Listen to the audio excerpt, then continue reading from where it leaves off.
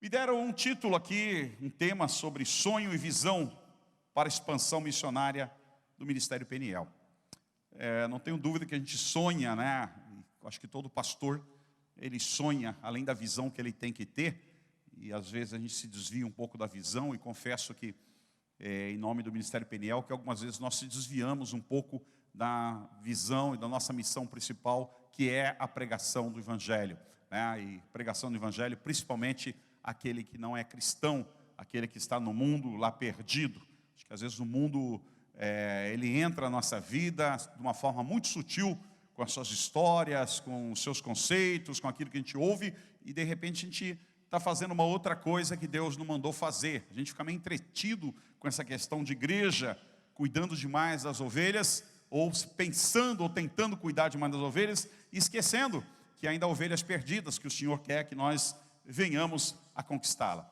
Esse texto da pesca maravilhosa é um texto bonito. Eu mesmo tenho pregado em muitas igrejas, mas não tenho pregado nessa visão, nesse conceito que eu vou pregar hoje, nesta tarde, né? E fala dessa pesca que os discípulos estavam ali, já lavando as redes, e não tinham pegado nada, Jesus ministrando a multidão, e aí Jesus os leva para o mar alto, né? E manda lançar a rede, eles lançam, e quando puxa aquela quantidade de peixes, né, maravilhosa, né, que eles podiam até questionar Jesus, dizer: mas Senhor, o Senhor não é pescador, o Senhor é marceneiro, é carpinteiro, mexe com madeira. Mas Pedro diz: sob a tua palavra eu lançarei a rede. E quando eles puxam a rede, está muitos peixes ali, uma multiplicação, ou seja, peixes graúdos, bonitos. E eles não conseguem ter todos aqueles peixes, aos pontos de terem que chamar os barqueiros para que possam virem ali repartir um pouco da bênção de Deus.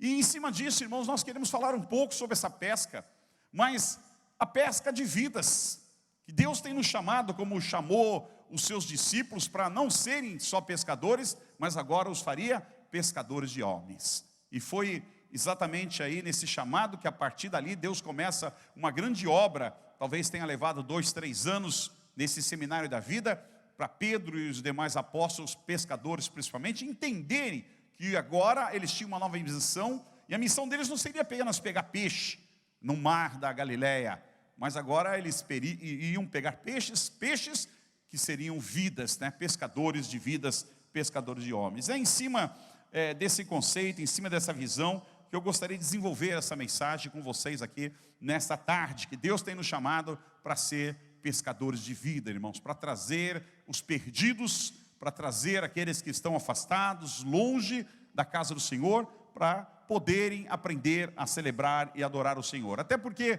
existem 2 grandes verdades que estão expressas na palavra que Deus espera para nós, de nós. Primeiro, Deus nos criou para o louvor da sua glória. E o homem distante, o homem sem Jesus, ele não consegue entender isso, ele não consegue glorificar a Deus, ele não consegue honrar a Deus. Então ele precisa ter um encontro com Deus. E aqueles que já tiveram um encontro com Deus, que agora então são a manifestação da glória de Deus, da honra de Deus, esses são aqueles que são os irmãos mais velhos, né, que foi ministrado hoje aqui pela manhã, que tem a responsabilidade de procurar os irmãos mais novos para reatar esse grande relacionamento com o Pai, para trazê-los de volta à casa do Senhor, para poderem ser o louvor da glória do Senhor. Então, essas 2 missões, elas são bem explícitas dentro da palavra de Deus. Uma, você ser criado para o louvor da glória de Deus. Então, para que eu existo? Para que eu fui formado? Para que eu estou fazendo nesse mundo? Eu estou aqui para louvar e adorar e bendizer o nome do Senhor. Agora, há uma multidão lá fora que não sabe disso. E há uma multidão que com certeza tem feito essa pergunta: por que eu estou fazendo aqui? Que graça tem viver nesse mundo? Esse mundo é mau, esse mundo é horrível, né?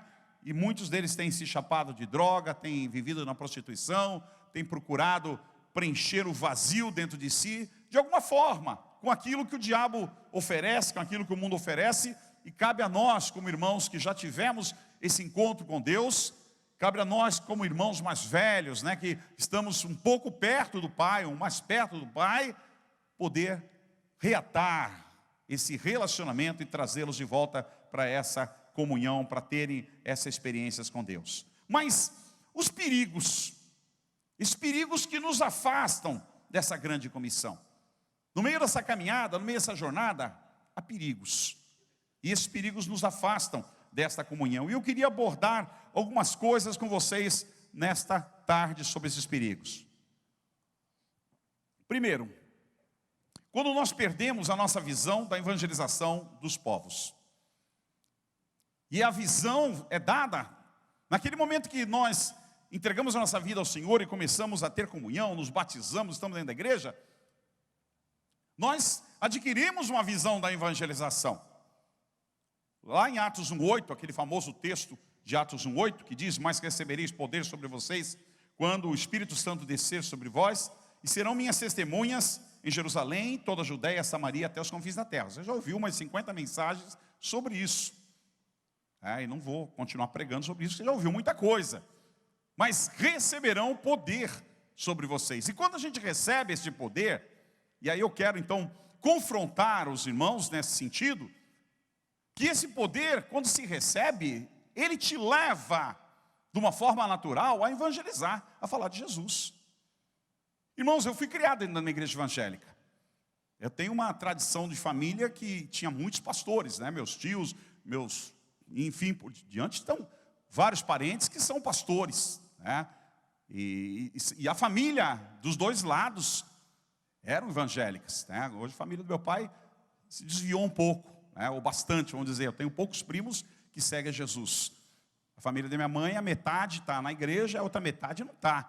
Aí diz que são crentes, mas aquele crente que leva 2 anos para pisar na igreja, 3 anos para pisar na igreja, ou então só vai na igreja quando alguém morre, né? Ou alguém casa. Então, a gente foi influenciado por isso, mas era uma vida de religião, religiosidade, só de ir na igreja no domingo. Eu não tinha uma experiência com Deus.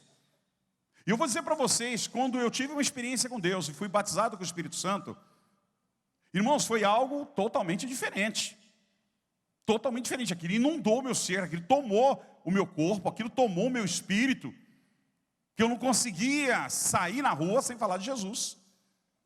E eu me lembro bem que isso aconteceu numa segunda-feira à noite, e no outro dia, terça de manhã, no colégio, na educação física, eu estudava aqui em São Vicente do Grupão, eu estava evangelizando todos os meus amigos.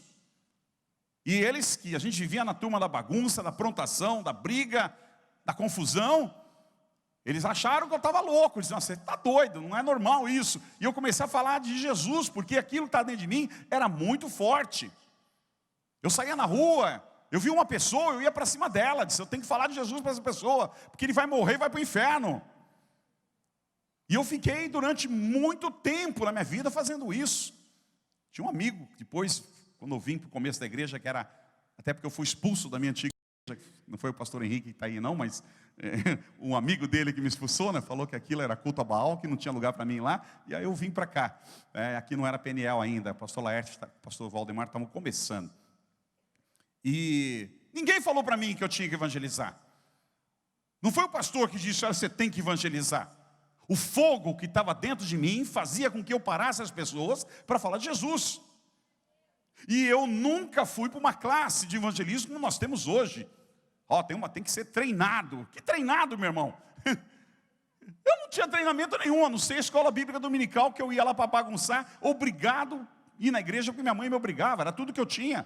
E porque lia a Bíblia em casa, minha mãe falava: todo mundo tem que ter culto, tem que fazer o culto e a oração em casa. Então eu tinha que fazer. Ela pegava no pé, chegava uma hora, né? Aí, para não ficar ouvindo o grito dela em casa, eu ia lá e ia ler a Bíblia. Já li, viu? Acabou. Meu irmão, mas o fogo queimava quando tive essa experiência com Deus.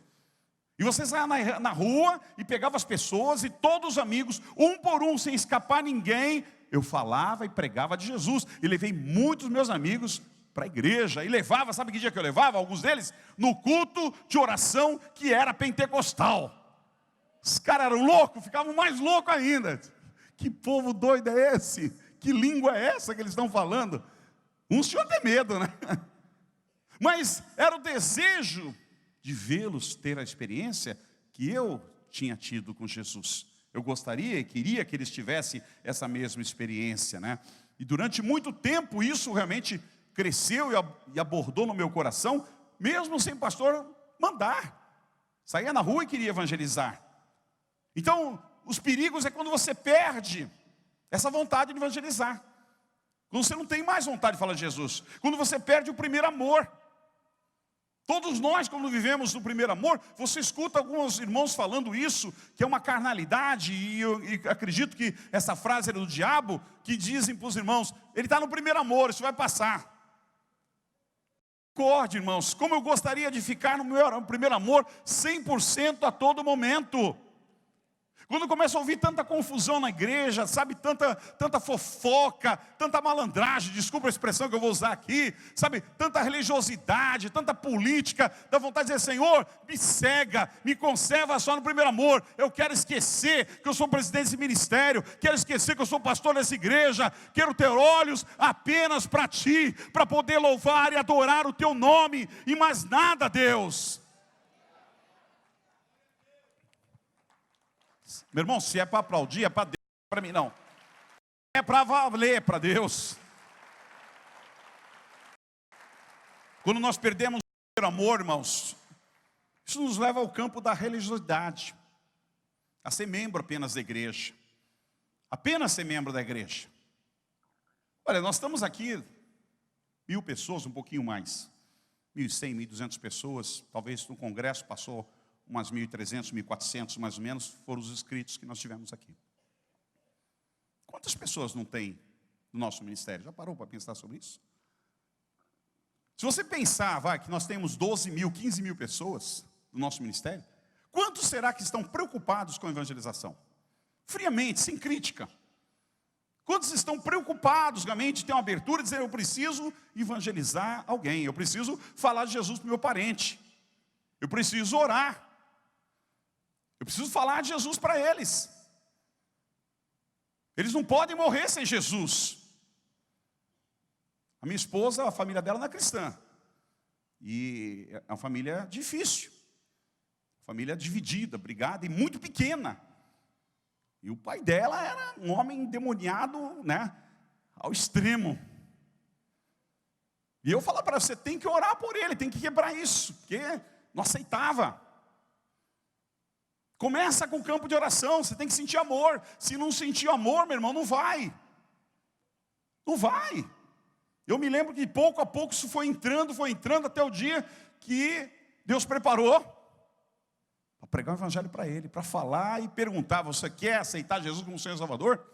E sabe onde foi isso? No ponto do ônibus, porque ele não queria que a gente fosse na casa dele. Morar no interior, num lugar escondido, e não queria que ela conhecesse onde ele morava. Então, ele marcava um lugar no ponto de ônibus, se encontrava lá com a gente, ficava meia hora e depois vai embora, tchau. E naquele dia eu disse, é hoje, como disse o irmão agora há pouco, é hoje. Pedro, pastor Pedro falou. E ali eu preguei o evangelho para ele, falei tudo o que eu queria, e fiz o apelo. Ele começou a chorar ali, entregou a vida para Jesus. Não conseguia nem orar, mas fez a confissão, entregou a vida para Jesus. E aí então, a última vez nós fomos visitá-lo no mesmo horário, e disse, não, agora eu quero que vocês vão lá na minha casa. E aí nós fomos na casa dele, fomos orar na casa dele, meu irmão. Morreu, mas morreu conhecendo o evangelho, e morreu tendo confessado Jesus Cristo como Senhor e Salvador. Coração duro, muito duro. Muito duro. Pensa em alguém, coração duro. Mas o evangelho é para isso, e nós temos que ter paixão pelas pessoas. O livro de Jonas fala que Jonas foi fazer a obra de Deus, que Deus mandou, ele não queria ir. Foi porque o peixe o engoliu. Porque ele não queria. Mas aí, entre ficar no ventre do peixe e pregar para os ninivitas, ele resolveu obedecer a Deus. É melhor obedecer a Deus que ficar no ventre do peixe. E às vezes vou dizer que tem muita gente dentro da nossa igreja que está no ventre do peixe porque não obedece à ordenança do Senhor. Pregar o evangelho, meu irmão, não é uma opção. Pregar o evangelho é uma ordem do Senhor, é uma ordem do nosso mestre. A Bíblia diz que os anjos gostariam de pregar o evangelho, mas a missão não foi dada aos anjos, a missão foi dada a mim e a você, aos homens, filhos de Deus. É privilégio, é honra, pensa em honra, pensa em privilégio, é pregar a palavra de Deus. Então, meu querido, faça a tua parte. Jonas resolveu ir, porque não tinha opção. Pregou com raiva. A Bíblia diz que 120 mil homens se converteram. Sabe o que é isso? Um homem ganhou 120 mil pessoas para Jesus. E a história dos ninivitas, irmãos, é uma história ruim. Estão lá, é o Irã dos dias de hoje. É lá onde está aquele grupo que mata, que degola lá, né? Boca Haram, sei lá o nome, tem tantos nomes aqui que tem para lá. Não, Boca Haram é na África, né? E Atolá, aquela turma toda. É aquilo que é Nínive. Nínive é ali, continuam matando até hoje. Continuam cortando o pescoço. Na época eles furavam os olhos, eles tiravam a pele das pessoas vivas. E quantas pessoas amigas de Jonas, quantos irmãos de Jonas não sofreram aquilo? Ele tinha motivo para odiar. Ele odiava, ele queria a morte daqueles caras, e não a vida eterna, e não a salvação.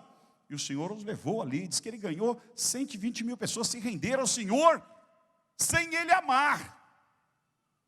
Sem ele amar. E às vezes também nós estamos muito parecidos com Jonas. Estamos pregando, mas não amamos. Estamos pregando, mas realmente estamos fazendo apenas por obrigação, com medo de ir para o ventre do peixe.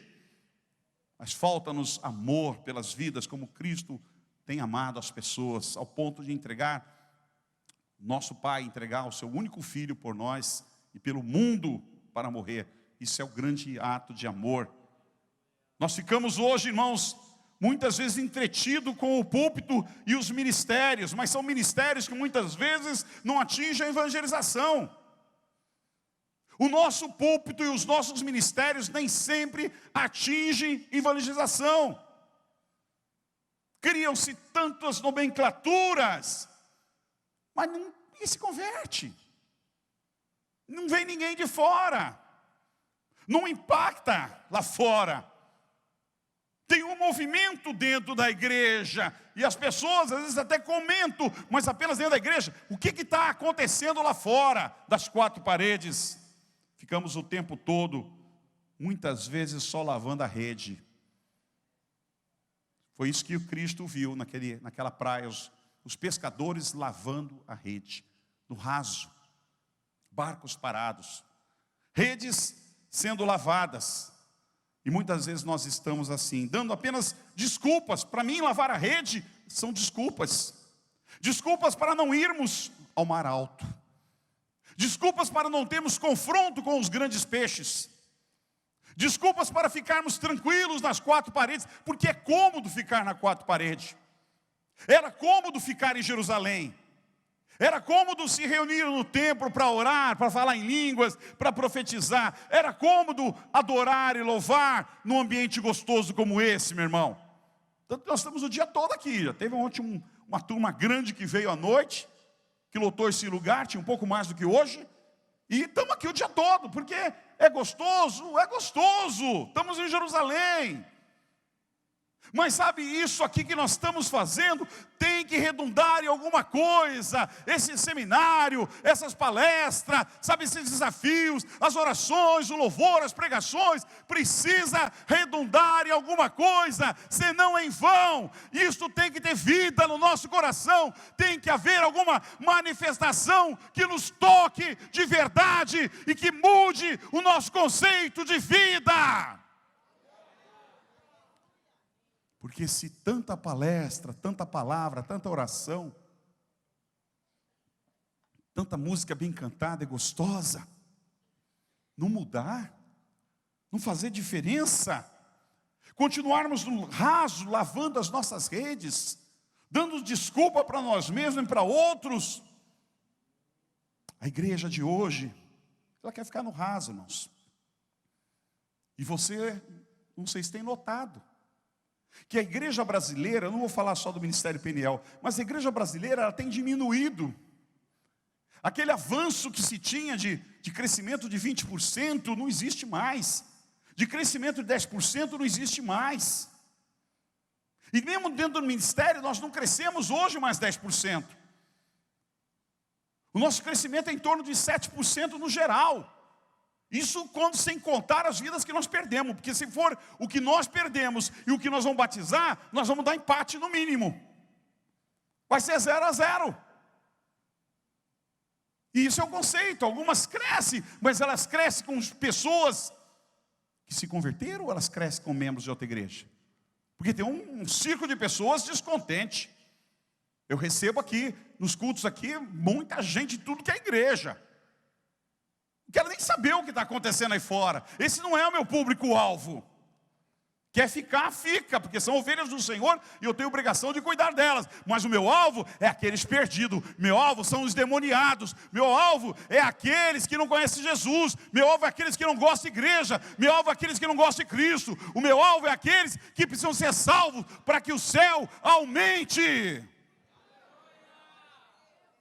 E isso é o alvo da Peniel. Então, dizer assim, a igreja cresceu, mas cresceu porque entrou 100 de outra igreja e 10 novos convertidos, irmãos. A igreja não cresceu.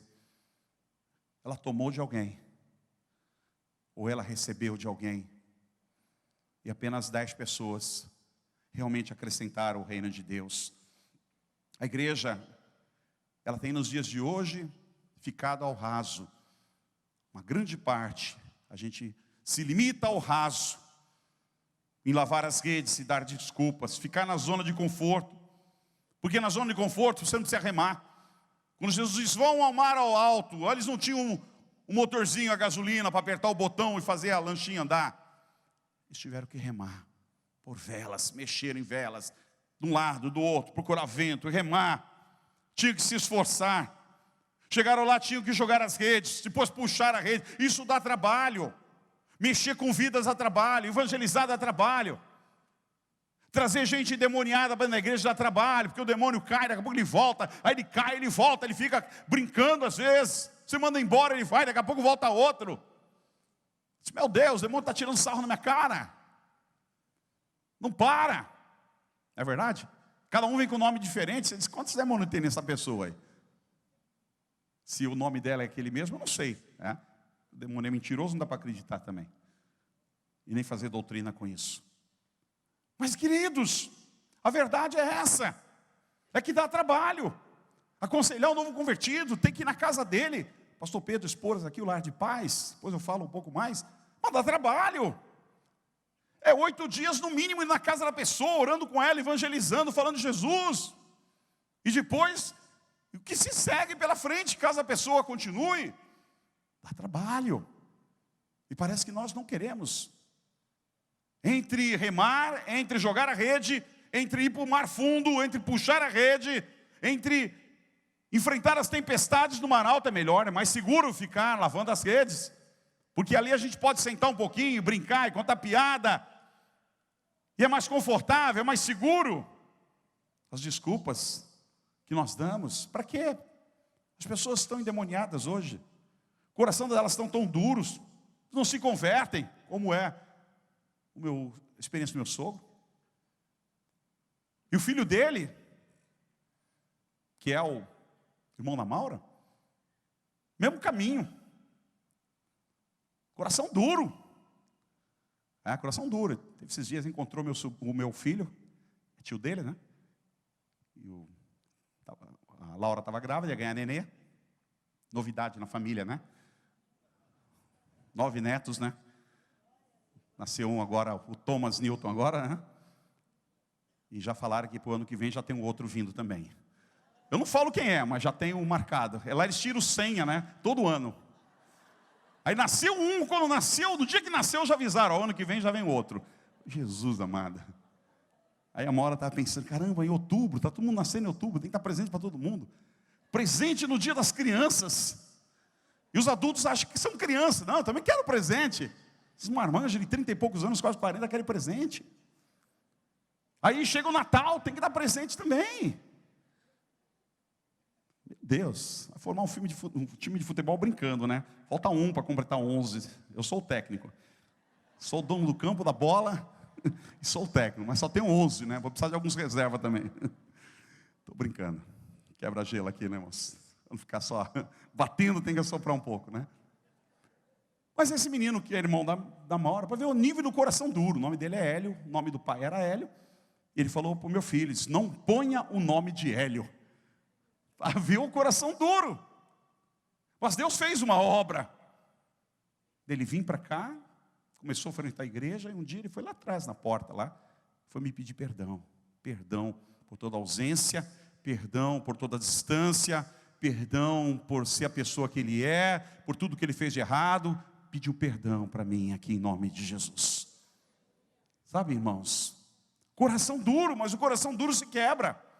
O coração duro se converte também. Chega uma hora que, de tanto você orar, buscar, bater, uma hora ele se quebra. E é missão nossa, irmãos. A nossa missão não é quebrar o coração. A nossa missão é insistir, é levar o amor, é levar a palavra de Deus e deixar que o Espírito Santo, que é especialista em quebrar coração duro, fazer a grande obra de Deus. Aleluia!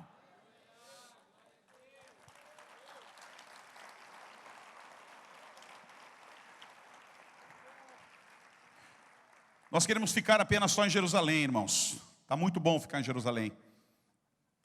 Queremos só ficar debaixo do óleo. Está muito bom ficar na presença do óleo.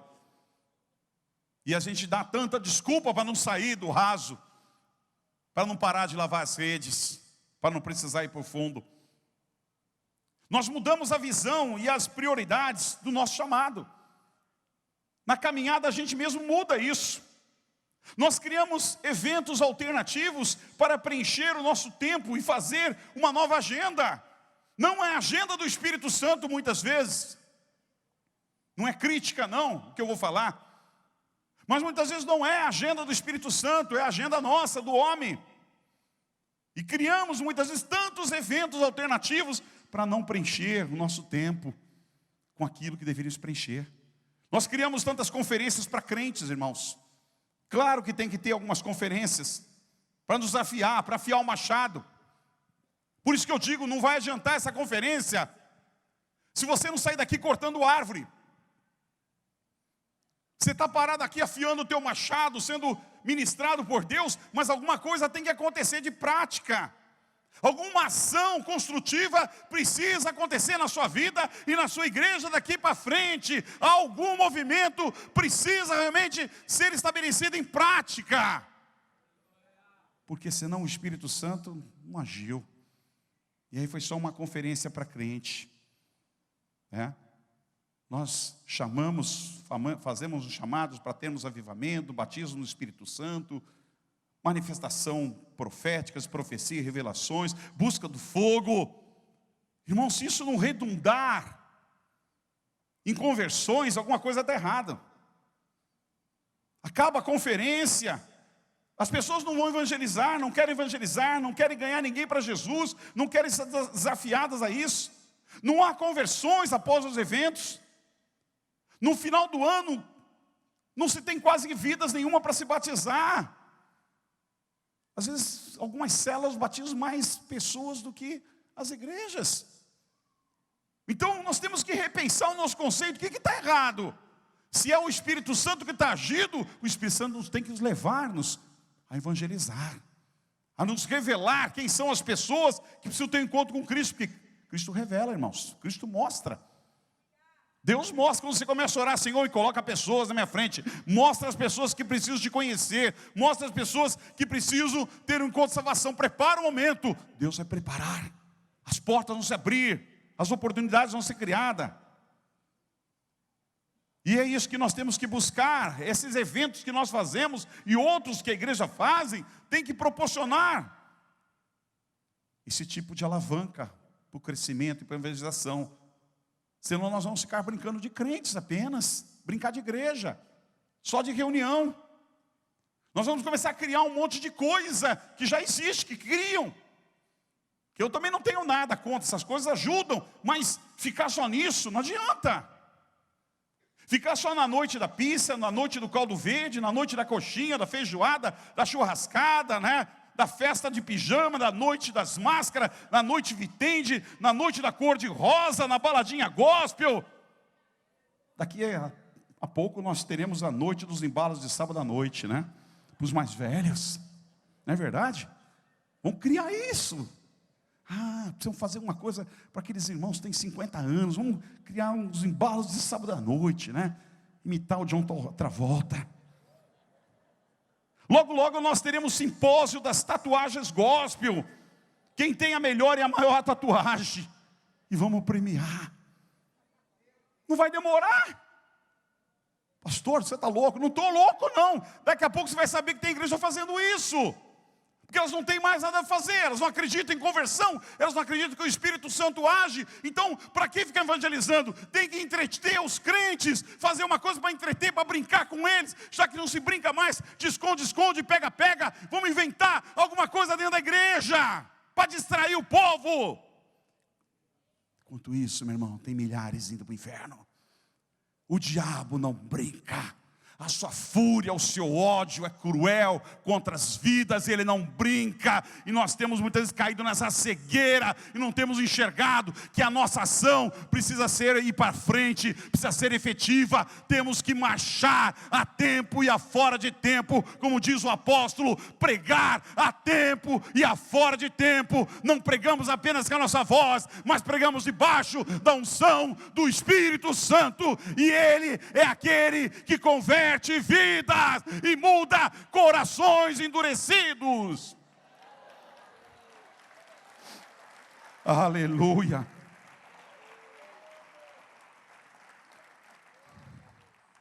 Precisamos priorizar mais os eventos de evangelismo.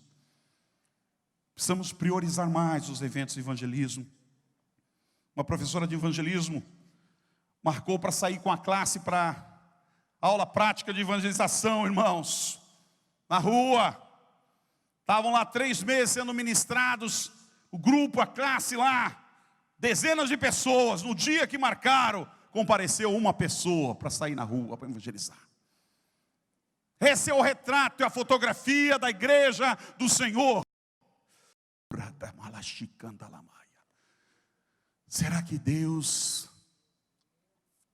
que Deus nos mandou fazer isso? Será que nós não perdemos alguma coisa no meio da caminhada?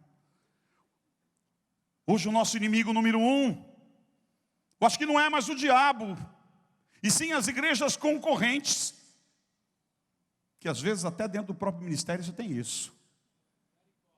Misericórdia, digo a mesma coisa. O inimigo é o diabo. Mas alguns pastores já não estão vendo mais o diabo, eles estão vendo outros pastores. Estava conversando com um pastor agora, Jair, que pregou, ele estava contando para mim de um amigo dele, tem uma igreja muito grande em Mato Grosso. Estava arrasado agora, semana passada, porque um dos líderes principais dele, que era aquela pessoa que o pastor amava, que andava com ele, dividiu a igreja e levou 600 pessoas da igreja. Você sabe que isso, 600 pessoas? É a metade de vocês aí. Levou embora. Brigaram, levou embora. Então os líderes não estão vendo mais o diabo como inimigo número 1, estão vendo as próprias igrejas, os próprios crentes. O mensageiro, como disse o pastor pela manhã, não está vivendo a mensagem. O mensageiro não está vivendo a mensagem. Isso é seríssimo, é crise fatal para a igreja do Senhor, quando o mensageiro não vive mais a mensagem. Deus deu uma mensagem para você pregar, uma mensagem de salvação, uma mensagem de vida eterna, uma mensagem do pão que desce do céu, uma mensagem de sal da terra e de luz do mundo, uma mensagem de salvação para todos os povos. Pregue esta mensagem, a palavra de Deus é essa: abre a tua boca e eu a encherei.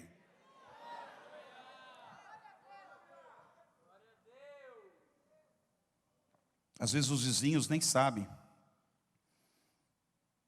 os amigos nem sabem que você é cristão. Não sabe. A gente fala de política, a gente fala de futebol, a gente fala de moda, fala de televisão, fala muito assunto, mas a gente não procura uma brecha para dizer: agora eu entro com Jesus. Agora eu preciso falar de alguma coisa do reino de Deus, porque eu sou um cidadão do reino. Antes de ser um cidadão da terra, eu sou um cidadão do reino. E meu tempo aqui na terra é um tempo contado, meu irmão. Você não vai eternizar aqui e não vai viver para sempre. Nós estamos aqui, mas no meio da caminhada Deus pode levar alguns para o céu. Posso ouvir amém? Amém. Glória a Deus. Pode levar mesmo. E Senhor, se a hora, pronto. Porque se eu sou um cidadão do céu, e preciso entender que primeiramente eu sou um cidadão do céu, depois eu sou da terra. E eu preciso falar do meu reino, do reino na qual eu vivo, do reino na qual eu sirvo, da qual eu sou representante, como disse o apóstolo Paulo. E dentro dessa mensagem da pesca, segue os desafios. Depois de lavar as redes e dar tantas desculpas, o Senhor nos convida para um desafio. Vamos ao mar alto. Isso é um desafio. A igreja vive debaixo de desafios. Vamos ao mar alto. Primeiro, irmãos, eu fico pensando, não tem que ser só olhar para trás, mas a Bíblia diz que quero me lembrar daquilo que pode me dar esperança. Quero olhar para aquilo que me dá esperança, irmãos. E às vezes a recordação de algumas coisas dá esperança para o futuro. Mas eu me lembro que primeiro saímos para evangelizar, carregando o som nas costas. Esse foi o início da Peniel, para quem não sabe. Fazendo evangelismo de praças em praças, na rua. Cada esquina, a gente era adolescente para jovem, cada esquina carregava uma, aquelas caixinhas. Aquela ali um pouquinho menor talvez, mas era pesadinha, que era de válvula. Isso aí hoje é leve, levanta com o dedo. Tinha que carregar nas costas, e fios. Microfone que dava choque, guitarra que dava choque. Né? Tinha que subir no tapete e ficar lá, não estava cheio do Espírito não, né? Ninguém estava falando e pregando e cantando, é que estava dando choque o tempo todo. Mas todo domingo que não chovia, a gente ia lá naquela praça 22 de janeiro, que agora é o nome de um demônio, não sei se tirar o nome do demônio lá ainda não, mas antiga praça 22 de janeiro, ia pregar a palavra de Deus, todo o domingo. Era horário que o Santos jogava, era horário que o Corinthians jogava, não importa, era naquela horário que a gente estava pregando a palavra de Deus, e sempre tinha vidas que paravam para ouvir e entregavam a vida para Jesus, todo o domingo, todo o domingo. Nós íamos para os dias de Iemanjá, que você se borra de medo, né? Não posso dizer essas palavras, então, se borra de medo. Nós íamos nos dias de Iemanjá na Praia Grande, lá no meio da festa que tinha, agora não tem mais, é uma festa discreta, naquela época tomava do Forte até a divisa da Praia Grande, tomada de gente, irmãos. Quando eu fui lá, eu quase caí para trás, não é endemoniado não, de ver o pavor de tanta gente tomar a prata. A gente ia para aqueles dias para evangelizar lá. Só ia vestido de branco, com folheto lá. Alguns eram tão ousados que fazia até a tenda, né? A tenda do Pai Jeová, para evangelizar. Essa era a igreja do passado, irmãos, que não tinha medo. Que no final do ano ia para as praias, pelas madrugadas, enquanto as pessoas estavam se drogando, se prostituindo, ia no final do ano pregar e falar de Jesus. Grupo de jovens iam para a General Câmara, onde o pessoal estava se drogando, se prostituindo, pregar a palavra de Deus. Me lembro até o dia que se converteu tanta gente que abriram uma igreja lá, e alugaram um salão lá, e lá tinha uma igreja Peniel. Nos bailes, me lembro que veio os Menudos aqui na Vila Belmiro. Quem se lembra? Quem foi lá? Olha, é mentira, hein? Tá tão bom, não mente não. Você foi lá com os Menudos. Nós somos com dezenas de jovens. O pessoal que estava entrando. Dar folheto, falar de Jesus. Caiu uma chuva, meu irmão, que o folheto, chegou uma hora não dava mais ter um folheto, tanta água que caía, molhava tudo. Para que folheto? Não adianta mais. Mas foi um grupo de jovens para lá de Jesus. Iam para Aparecida no dia 12 de outubro, caravana de igrejas. Os guardas corriam atrás, ameaçavam de ser presos, mas iam lá falar de Jesus também, para as pessoas perdidas ali, conhecer Jesus. Grupo de jovens iam para o Rock in Rio, meu irmão, falar de Jesus. Nos primeiros Rock in Rio que começaram no Brasil, as igrejas se mobilizavam para levar jovens para lá, para evangelizar. Sabe o que acontece hoje? Os jovens da nossa igreja vão para o Rock in Rio, curtir o rock lá no meio das drogas e do sexo ilícito. Olha como a igreja perdeu o terreno. Olha como a igreja ficou sem vergonha, meu irmão. A gente tem que falar a verdade, porque céu existe e inferno existe. E muitas vezes dentro da nossa igreja está cheio de gente que vai para o inferno, que não abriu os olhos ainda para a salvação e para o temor do nome de Deus. A igreja recuou e muito, ela cresceu. Cresceu em espaço, cresceu em gente, mas ela recuou na espiritualidade e recuou no temor. Cabe a mim, cabe a você buscar um despertamento. Buscar o despertamento sério. Buscar choro da alma. Como disse o pastor hoje pela manhã, sabe, chega de tanta coisa, de tanto alvoroço que tem dentro das igrejas de Stream Link, gente pulando, gente gritando, gente caindo, nada muda. Está na hora de Deus vir com a sua mão e bater para valer, para o cara cair de joelho e chorar, pedir perdão a Deus, consertar a sua vida e passar a ser um verdadeiro discípulo de Cristo. É isso que nós precisamos.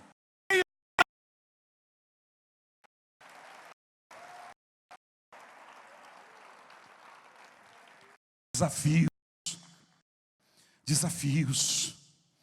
Me lembro muitas vezes, sair pela rua, com o meu amigo Joel Alvares, para evangelizar, irmãos. A gente montava na bicicleta e saía na direção do Espírito, sem saber para onde estava indo. Eu me lembro muitas vezes, a gente ia a um lugar que eu nunca tinha ido na minha vida. E aí, de repente, numa praça, alguém parado, sem jogava a bicicleta em cima. Fosse hoje, já ia achar que era assalto, né? E começar a falar de Jesus. Pregar para aquela pessoa. E eram horas rodando a cidade, para lugares para evangelizar. Procurando pessoas moribundas, procurando pessoas isoladas, sozinhas, para poder falar de Jesus. E quantas vezes fazia apelo, a pessoa entregava a vida para Jesus. Quantas pessoas caíram demoniadas na rua, 3 horas da tarde, 4 horas da tarde, 5 horas da tarde, o cara de joelho, expulsando, passando e vendo. 2 moleques, mas cheio do Espírito Santo, cheio de fogo, irmãos, fazer a obra de Deus, porque o Espírito Santo impulsionava isso. John Wesley muitas vezes subia no túmulo do seu pai para evangelizar as pessoas que passavam na rua. Conhecia a casa dele, o túmulo do pai dele, aonde ele subia em cima do túmulo para pregar, sem microfone, sem banda, sem ninguém, abrindo a voz para falando de Jesus. Nós temos medo dos desafios de levar a igreja para fora. Tem muitas igrejas hoje que não tem sequer um programa de evangelização fora das 4 paredes. O que se faz? Nada, só culto. Só culto, é culto do God, é culto das mulheres, é culto dos jovens, é culto dos adolescentes, né? Outro dia eu vi uma igreja postando, vamos ter culto dos pets para cachorro. Eu fiquei, caramba, culto dos cachorros. Vou mandar o coronel Abacuque lá. Ele é tão mal educado que ele vai mijar em cada banco daquela igreja. Por quê? Nós estamos vivendo isso. O que será amanhã que nós vamos ter? Acho que as pessoas, os cachorros querem ouvir mais a palavra do que as pessoas. Ou falta o poder, ou falta o dinamismo, ou falta a ousadia, ou falta a confiança, ou falta o poder de Deus, que muda ou não muda.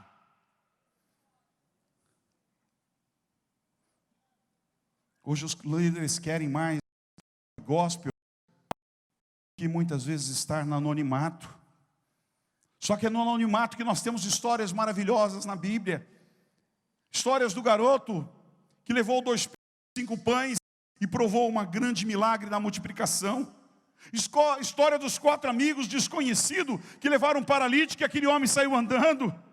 História de uma multidão de homens que rolaram a pedra e viram um morto ressuscitar. Mas quem são esses homens? São anônimos, não tinha púlpito para eles, não tinha microfone para eles, mas eles estavam na hora certa, no lugar certo, fazendo aquilo que Deus queria. Eu troco, irmãos, o meu título, eu troco a minha posição para ser um anônimo, para Deus usar. Eu não preciso bater carteira de pastor para dizer, eu sou pastor, não. Isso não vai mudar nada, o diabo não vai fugir, ninguém vai se converter por nada disso. Eu preciso ser um homem de Deus. E eu digo, Senhor, eu quero ser um menino de Deus, porque o menino não tem malícia, não tem maldade, O menino não vê a maldade, não vê o perigo, não vê nada disso. Ele tem coragem, ele tem intrepidez para fazer a obra de Deus. Ele tem fé para ver que Deus está com ele. E é isso que nós precisamos nesses dias. Mudou-se o foco. O interesse precisa ser pelas almas e não pelo dinheiro ou pela fama. Às vezes sou criticado, irmãos, por fechar uma igreja ou mudar um obreiro por causa de dinheiro. Você já deve ter ouvido falar sobre isso.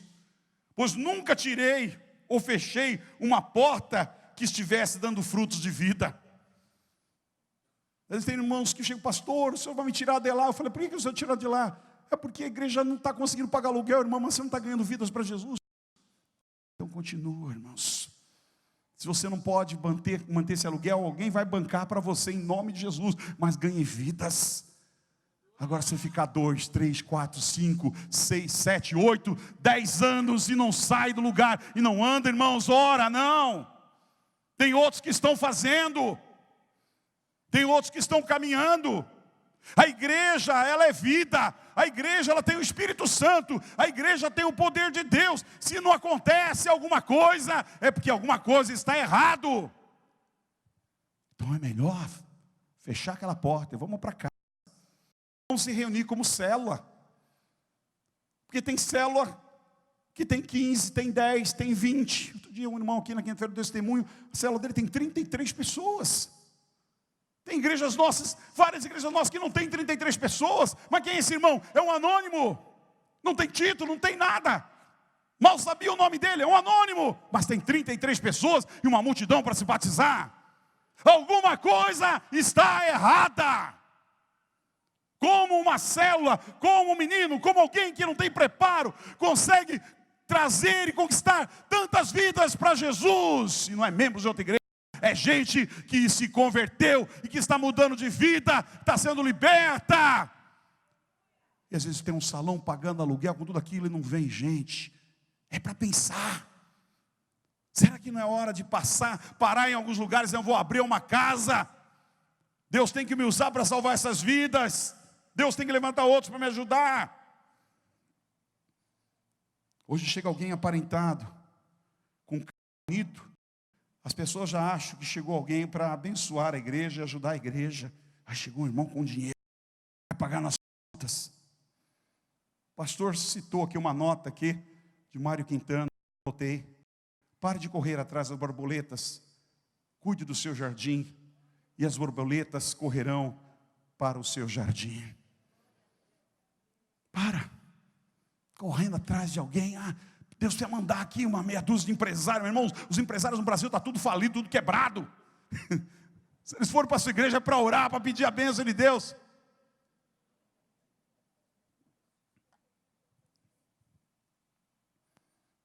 Está faltando entendimento. Ganhe vidas para o Senhor. Se essas vidas se converterem, haverá condição. Amanhã, igrejas para aluguel, para comprar tempos, para sustentar a obra missionária. Mas ganhe vidas, essa é a grande saída. E o ministério está aí para dar a oportunidade e apoio para aqueles que querem trabalhar, evangelizar e conquistar. Mas para aqueles irmãos que já estão há tanto tempo ali, não vai, espera aí, é hora de repensar. O que Deus tem para você, o que Deus quer para você. Eu dou aqui o exemplo dessa igreja aqui, nós estamos aqui há muitos anos. Eu só conheço essa igreja, eu fui pastor só dessa igreja. E quantos membros saíram daqui, quantas igrejas não saíram daqui, quantos hoje pastores do nosso ministério não saíram daqui, quantos líderes não saíram daqui, quantas igrejas não foram abertas saindo daqui, quanto dinheiro não foi colocado na abertura de outros trabalhos, de novos projetos que aparecem. Eu nunca digo não para a obra de Deus. Mas não tenho, está sem, eu disse, nós vamos junto, Deus vai prover. E a pergunta é essa, será que eu estou mais pobre? Será que essa igreja aqui, a sede está mais pobre? Há 2 anos atrás, saiu 40 e poucos líderes aqui, foram embora. Não sei que vento que deu, foram embora, cada um para um lugar, um para as nossas igrejas, outros para outra igreja, outros enviaram, saíram. Você imagine você ter um trabalho de célula aqui e sair 40 e poucos líderes porque cada um que sai leva um, dois, porque acha que é dono. Que abalo. Você acha que isso fez falta nas finanças dessa igreja, irmão? Eu não sei. Sabe, faz muitos anos que eu trabalho nessa igreja e eu desconfio que na hora da oferta do dízimo vem um anjo aqui e coloca dinheiro nesse lugar. Porque nunca baixa. Nunca baixa. Deve ter algum anjo, algum mistério que eu ainda não descobri qual é, não sei explicar. E começa a vir vida de tudo que é lado, começa a se converter pessoas. Não tem culto que não se converte pessoas, sempre tem pessoas se convertendo neste lugar. Quando você vê, você tem uma outra igreja aqui em 2 anos, uma outra liderança faminta, querendo fazer a obra de Deus com temor, com respeito aos líderes. Porque com todo perdão, com todo respeito, alguns saem daqui falando mal, menosprezando, sem respeito. E eu fico pensando, né, outro dia eu vi uma desenvoltura sobre a árvore frutífera, e é bem por aí mesmo, irmãos. Uma árvore frutífera, você pega 2 goiabeiras, uma vazia e a outra cheia de goiaba, para onde tu vai olhar? Aonde você vai ter a tentação? Olha, eu era moleque, na casa da minha vizinha, que era da Assembleia de Deus, ela tinha uma goiabeira que dava uns goiabão desse tamanho assim, quebrando as do quartinho da casa do meu pai. Quando minha mãe não estava olhando, eu estava lá com uma escadinha, subia, quebrava as telhas todas e ia buscar lá uma meia dúzia de goiaba na casa do vizinho. Sabe por que a árvore, frutos, ela cai? Todo mundo quer tirar, todo mundo quer roubar, todo mundo quer furtar, não é verdade? Todo mundo quer meter uma vara, dar uma pedrada, porque ela tem fruto, mas a árvore que tem fruto, ela não para de frutificar, ela volta o ano que vem, ela volta no segundo, no terceiro, no quarto ano, ela enche e fica carregada de frutos novamente.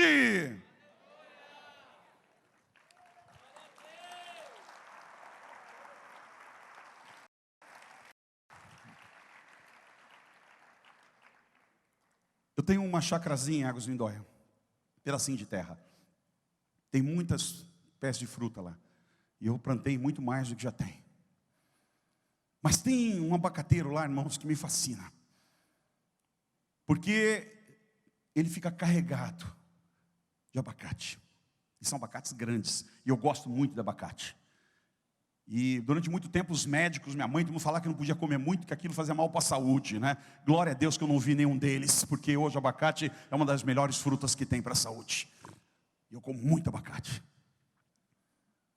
E eu pedi para um camarada cortar os galhos, porque eu senti que estava muito fraco. E não conseguia segurar os abacates. E ele fez uma pelada lá. Quando eu voltei, cheguei lá e vi aquilo pelado, sabe, deu uma angústia, uma raiva, que o cara cortou todo o meu pé de abacate, deixou peladinho, pequenininho. Eu falei, mas que animal, o que ele fez aqui? Fiquei bravo. Aí eu me lembrei que eu já tinha uma história dessa na minha vida, há 20 anos atrás, do pé de amora, que o cara fez isso também, cortou com meus pés de amora, depois deu um monte de amora. Aí eu me aquietei, como se fosse um consolo, quem sabe, né? Quem sabe, meu irmão. Esse ano agora, ela ficou carregada. Carregada. Era muito abacate, muito. Só que tinha uma diferença dos outros anos. É que ela ficou carregada e não caiu abacate nenhum. Batia o vento, batia a chuva, e os abacates estavam firmes naquele lugar, não caíram. Sabe, isso é uma coisa que eu aprendo também no mundo espiritual com o Senhor. A igreja às vezes ser podada, ela precisa ser purificada, ela precisa ser limpa, ela precisa cortar, e dá uma mal impressão, dá uma dor quando você vê gente saindo, sabe, você fica angustiado quando vê as pessoas indo embora, os frutos caindo, você não sabe o que está acontecendo. Deixa eu dizer uma coisa, a árvore, a igreja é do Senhor, é Ele que passa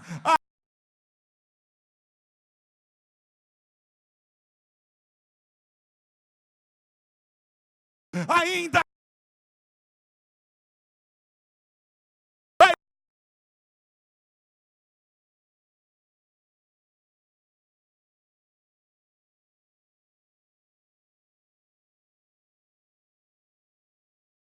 Obedeça a voz do mestre.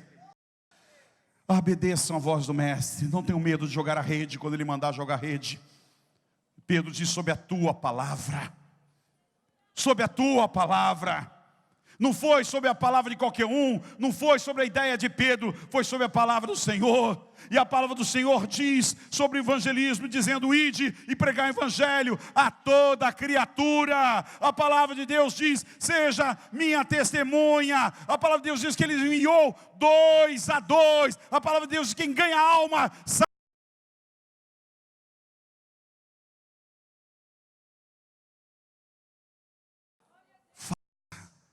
Não porque alguém mandou, faça porque é sobre a palavra de Deus. É Ele que vai trazer essas vidas. Quais as ferramentas para evangelizar? Irmãos, Deus vai preparar uma nova estratégia. Hoje nós temos, falando em ministério, nós temos rádio, nós temos TV, nós temos internet, nós temos o Lar de Paz, que foi apresentado aqui como uma tão boa ferramenta para ganhar vidas para Jesus. Nós temos as pessoas que trabalham na rua, para os moradores de rua. Nós temos as creches, que pregamos, o governo paga para a gente pregar a palavra de Deus. Sabe, deveríamos aproveitar um pouco mais sobre isso. Nós temos um colégio aqui em São Vicente, que os pais pagam para a gente também pregar a palavra de Deus e abrir a Bíblia, e ler a Bíblia àqueles alunos. E o Gabrielzinho vai lá e canta com eles, ensina louvores para eles. E tudo que é festa, eles vêm aqui para a igreja. E eles vão entrando devagarzinho, meu irmão. Nós temos que fazer diferença. Precisamos jogar as nossas redes. Ensinar, motivar o povo a fazê-lo. Deus vai preparar uma estratégia para você, mas saia das 4 paredes. Deus vai preparar estratégia para vocês, vai colocar no coração de vocês estratégia, mas saia das 4 paredes, irmãos, para que possam pregar a palavra de Deus. O Whitefield implorava e dizia: Senhor, se não queres dar minha alma, retira a minha. Será que nós temos pessoas que oram assim hoje? Ainda não. Nós não temos tanto amor pelas vidas como aqueles homens do passado. Ele implorava: Senhor, se não quer minha alma, retira a minha. Nós perdemos este amor pelas vidas. Nós perdemos este amor pelas almas. Knox orava pela Escócia e dizia: dá-me a Escócia, senão eu morro. Brasil, um pouquinho. Falamos isso por Santos, banana. São Vicente, muito menos. Praia Grande, Mongaguá, Guarujá, Betioga, pessoal de Valença aí, Resende. Outras cidades estão presentes. Será que eu oro dessa maneira? Senhor, dá-me a minha cidade, senão eu morro. Não, eu não tenho esse amor do John Knox, do Whitefield, de John Hyde, que orava pelos cantos dos hotéis, gemendo, dizendo: dá minha alma, senão eu morro. Dá minha alma, senão eu morro. Do David Livingstone, que teve seu coração arrancado, porque amava tanto a África, que requisitaram o corpo dele para colocar na Basílica de Westminster, em Londres, mas foi sem coração, porque o coração dele foi arrancado pelos nativos, e dizia: ele amava a África, então o coração dele vai ficar aqui, porque dizia e orava: Senhor, dá-me almas, senão eu morro. Os peixes são para abençoar a todos, irmãos. O peixe não é para fazer só a minha comunidade crescer, só a minha vida crescer. Os peixes que Deus nos dá é para abençoar a todos. Clamaram aos barqueiros, chamaram os barqueiros, dividiram os peixes, abençoaram a vida de muitas famílias, num dia que não tinha nada, num dia difícil, num dia de sequidão. Os homens que acreditaram naquela pesca maravilhosa, abençoaram multidões. Aquela história, essa história tem sido contada nos 4 cantos, irmãos, da multiplicação e da bênção na vida das pessoas. Você aceita o desafio de ouvir a palavra do Senhor. A igreja existe para abrir a sua boca, para abrir as portas, para que as pessoas entrem. Como é terrível quando uma igreja fica fechada o dia todinho. Você já viu uma Universal fechada? Pode ter heresia que tiver, meu irmão, mas 7 horas da manhã, os caras estão lá com a porta aberta, esperando as vidas entrarem, para orar, para aconselhar, para ir visitar, para ir tirar o capeta de um, tirar o capeta do outro. Falta-nos essa ousadia, falta-nos essa coragem, pararmos de fazer clube, parar de brincarmos de tantas brincadeiras que nós estamos inventando a cada dia dentro da igreja. Vamos sair para a rua, vamos abrir as portas, vamos chamar as pessoas, vamos criar, nós somos tão criativos. Deus há de nos dar ideias, Deus há de nos abençoar, Deus há de nos capacitar, Deus há de nos encher com o Espírito verdadeiro dEle, para evangelizar, para ganhar vidas para Jesus. Termino com uma história que eu gosto muito, do homem, talvez o maior ganhador de vidas, maior pregador individual, de evangelismo pessoal, que se teve na face da terra, depois de Jesus, que foi Moody. Filho de sapateiro, trabalhava na sapataria, ainda jovem. Entrou dentro de um templo, de uma igreja, num dia que estava o Dr. Kimball pregando a palavra de Deus, e numa das frases penetrou no seu coração, que nunca mais saiu. Aquele homem pregava naquele dia e dizia que o mundo ainda não tinha conhecido o que Deus podia fazer com um homem que se lança nas mãos de Deus. E aquilo ecoou dentro do espírito de Moody. O mundo ainda não conheceu o que Deus pode fazer com um homem que se entrega nas mãos de Deus. E eu vou dizer, irmãos, talvez a mesma frase, que o mundo ainda, que São Vicente, que Santos, que Baixada Santista, que Litoral, que Brasil, ainda não conheceu o que Deus pode fazer com um homem que se lança nas mãos de Deus, independente do seu título, independente de quem ele é, apenas acreditar na mensagem. Moody saiu dali como um grande evangelista. Começou a pregar, fez um propósito com Deus, de ganhar uma vida para Jesus. Olha que pobreza que nós vivemos. Olha que pobreza, um adolescente saiu de uma igreja com o propósito de ganhar uma vida por dia. E nós desafiamos a igreja miseravelmente a ganhar uma vida por ano, e ainda não cumprimos este propósito. Então quase que nem a história do pastor aqui, dando as caixas. Não nem o boi e nem o amendoim. Estamos jogando só as cascas do amendoim. Diz a história que um dia Moody não conseguiu ganhar uma vida para Jesus. Estava escurecendo. Ele estava desesperado, que ele não conseguia converter uma vida para Jesus naquele dia. Viu um menino passando. Moody era um cara grandão, fortão, barbudo. Quando ele viu aquele menino, ele gritou, disse: menino, vem aqui. O menino escutava aquela voz do Moody e saiu correndo. Ele correu atrás do menino, que é apavorante, né? O menino olhou para trás e viu aquele homem barbudo, grandão, correndo atrás dele. Aí que ele correu mais ainda. Entrou dentro de uma casa, o Moody entrou dentro daquela casa. Cara de pau, é assim que a gente tem que ser muitas vezes.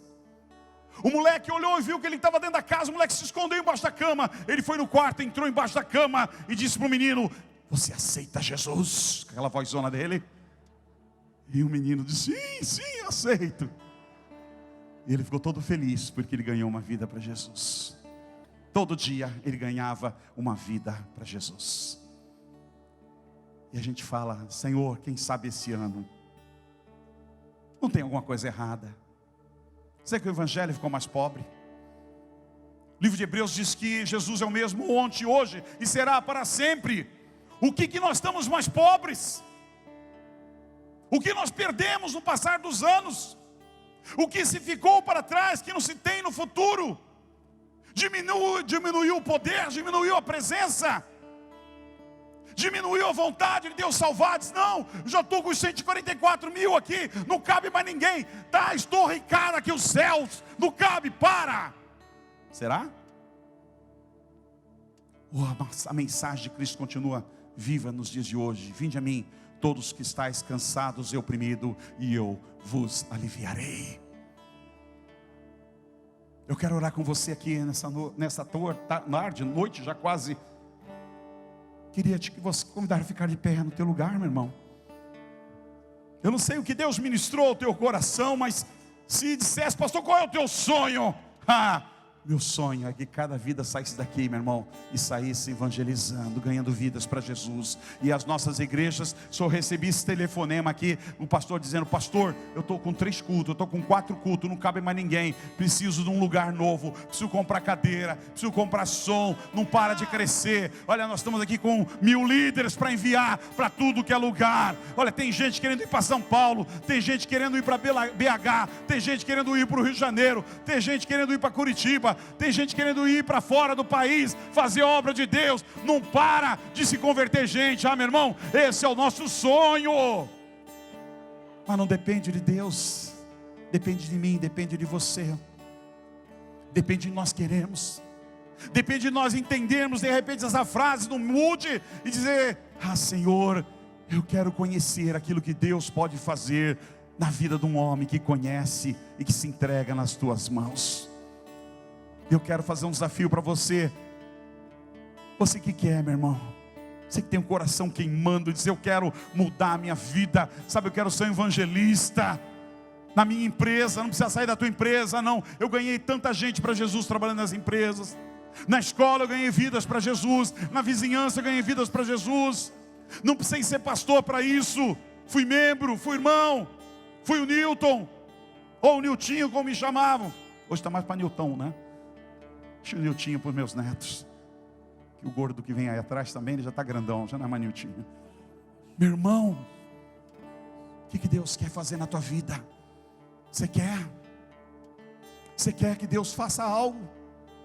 Você está disposto a pagar o preço? Porque tem que remar, tem que ir no fundo, tem que jogar a rede, tem que consertar a rede que ela rasga, mas tem que ir no fundo, vai correr risco, desafios. Mas você está debaixo das boas mãos de Deus, e Deus não decepciona ninguém, meu irmão. Eu vivo isso 30 e poucos anos na minha vida. Deus nunca me deixou. Deus, piores momentos da minha vida, nos momentos de choro, nos momentos de angústia, nos momentos de tristeza, no momento que pensei que eu estava sozinho, Deus nunca me deixou. Você quer um pouco disso na tua vida? Sai do teu lugar, vem aqui. Você vem aqui em nome de Jesus. Foram tal a quantidade de peixes naquele dia. As redes vieram pesadas, vieram cheias. Pedro caiu de joelho e disse: Senhor, afasta de mim, sou um homem pecador. É muito milagre quando você vê bênçãos de Deus acontecendo. Você fala para o Senhor: Senhor, eu sou um pecador. Eu sou um pecador. Não é o dinheiro que eu quero, não é a fama que eu quero, irmãos. O que eu quero ver é um milagre de Deus. O que eu quero é ver vidas sendo salvas, vidas sendo libertas. Eu quero ver multidões despovoando o inferno. Eu quero ver multidões sedentas dizendo: eu quero Deus, eu quero Deus, eu quero Deus. Eu quero ver centenas, quem sabe milhares de pregadores geradas por esses ministérios. Não é 100, 150 que fica dando um tiro no outro, não. É milhares que levantam suas mãos, que adoram, que se abraçam, que um segura o outro, um envia o outro. Esse é meu sonho. Esse é meu sonho. Fique na presença de Deus. Fique na presença de Deus. Deixa o Espírito de Deus ministrar. Não pode ser só emoção. Tem que acontecer alguma coisa. Tem que vir alguma coisa. Alamachuriandas. Oh, meu Deus. Oh, meu Deus.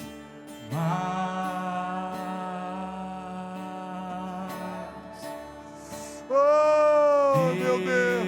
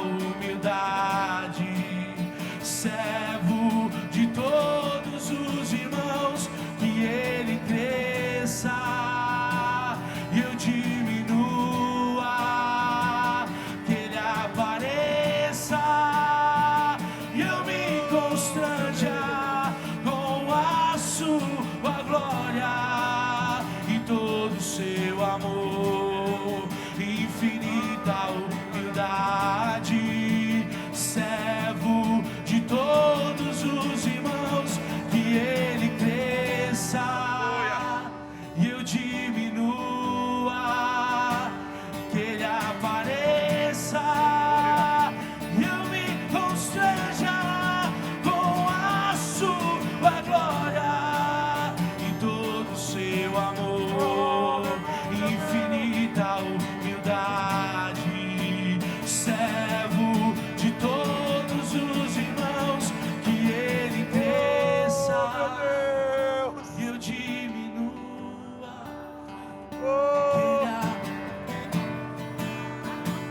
e eu me constranja com a sua glória e todo o seu amor, infinita humildade, servo de todos os irmãos, que ele cresça e eu diminua, que ele apareça e eu me constranja com a sua glória, todo o seu amor, infinita humildade, servo de todos os irmãos. Meu Deus, o Senhor é um Deus de graça e de misericórdia. Nós estamos prostrados diante do Senhor. Nosso coração, Deus, está moído diante do Senhor. Estamos sem forças diante da Tua presença. Que o Senhor cresça em nós. Que morra o Nilton, Deus. Que morra o pastor Nilton, Deus. Que morra toda a vaidade do homem, Deus. Oh, Espírito Santo,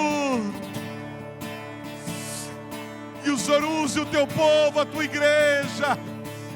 Levanta dezenas, levanta centenas, levanta milhares de homens e mulheres cheios do Espírito Santo, que tenham dons dos céus, que multipliquem o rebanho do Senhor, que joguem as redes, que não tenham medo de ir ao mar alto, Deus, que não tenham medo de jogar as suas redes, que não tenham medo de remar, Deus, que não tenham medo de correr riscos, Deus. Querido Espírito Santo, essa obra não é nossa, essa obra da PNL não é nossa, é do Senhor, é do Senhor. E o Senhor é o grande pastor, o Senhor é o grande líder. Nos inspira nessa caminhada, prepara estratégias, Senhor, no nosso coração. Nos banha com Teu Espírito nos dias de hoje. Saiamos, Senhor, das nossas reuniões cheias do Teu Espírito, para proclamar a Tua glória, para proclamar a Tua verdade, para salvar aqueles que estão perdidos, para ter autoridade e ousadia contra os demônios, contra os principados, Pai. Faz uma grande obra. Aquele Espírito do Senhor maravilhoso que pegou a vida de Moody naquele dia, na vida de John Hyde, de Whitfield, de John Scott, Senhor, faz isso, Senhor, faz isso, Senhor, faz isso nos dias de hoje, Senhor, nas nossas vidas. Levanta aqui homens e mulheres cheios do Teu Espírito Santo nesses dias, Pai, para pregar a Tua palavra, para ganhar multidões, Senhor, para o Senhor. Nós oramos, nós bendizemos o nome do Senhor, glorificamos esse nome que está acima de todo nome, o nome de Jesus. A Ele a glória, a Ele a honra, a Ele todo o louvor. Amém, amém e amém. Aleluia. Não me faça sair daqui. Eu prefiro um deserto contigo.